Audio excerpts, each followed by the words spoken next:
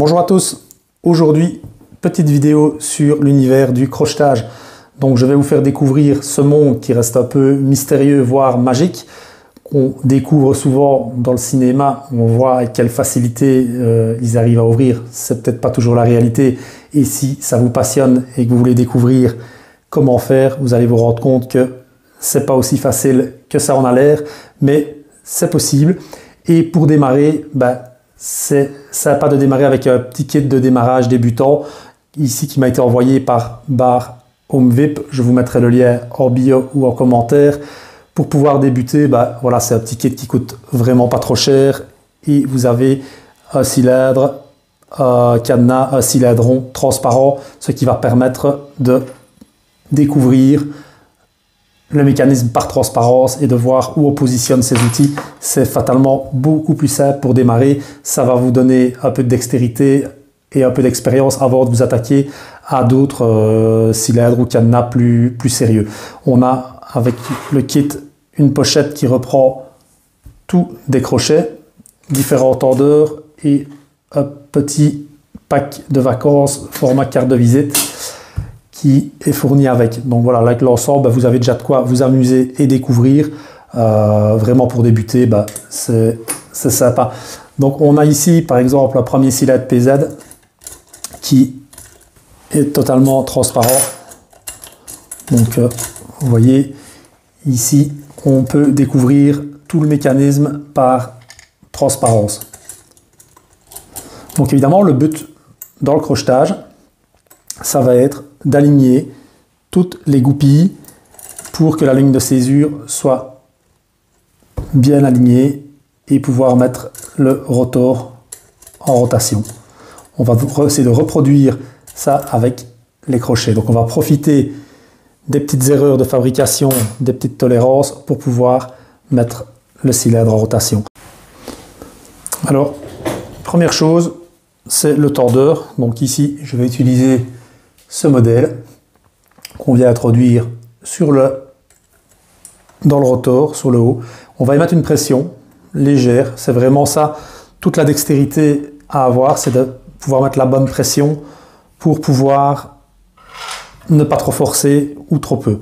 Il y a plusieurs techniques. Je vais d'abord commencer avec ce premier crochet qui est un crochet de raclage. Donc là, je vais y aller un peu brutalement, donc là sans trop de dextérité, et je vais racler. Tout simplement, je vais vraiment y aller sans trop de dextérité, je racle donc du fond et je change un peu l'angle de mon crochet racloir afin à un moment d'avoir la chance d'avoir toutes les goupilles enfoncées au bon endroit.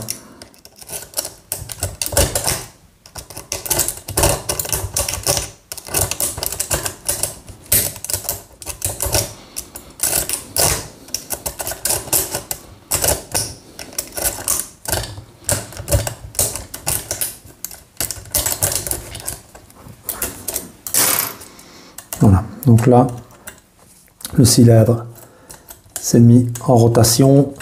Donc là, c'est vraiment le raclage sur des cylindres très bon marché, voilà, comme ici les cylindres de démo. Ça fonctionne si on est sur du plus sécurisé. Fatalement, ça ne fonctionnera pas, mais là, c'est vraiment une technique un peu plus brutale, vraiment de racler et de faire un mouvement un peu de haut en bas et de racler. Et à un moment, par chance, évidemment, ça va passer. Autre technique, ça va être d'y aller goupille par goupille. Donc on va utiliser un autre tordeur et un autre crochet.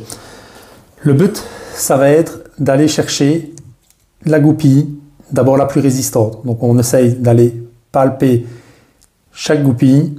L'avantage ici, c'est transparent, vous pouvez voir sur quelle goupille vous actionnez. Donc voilà, ici, on voit que j'actionne la première, la deuxième, la troisième, la quatrième et la cinquième.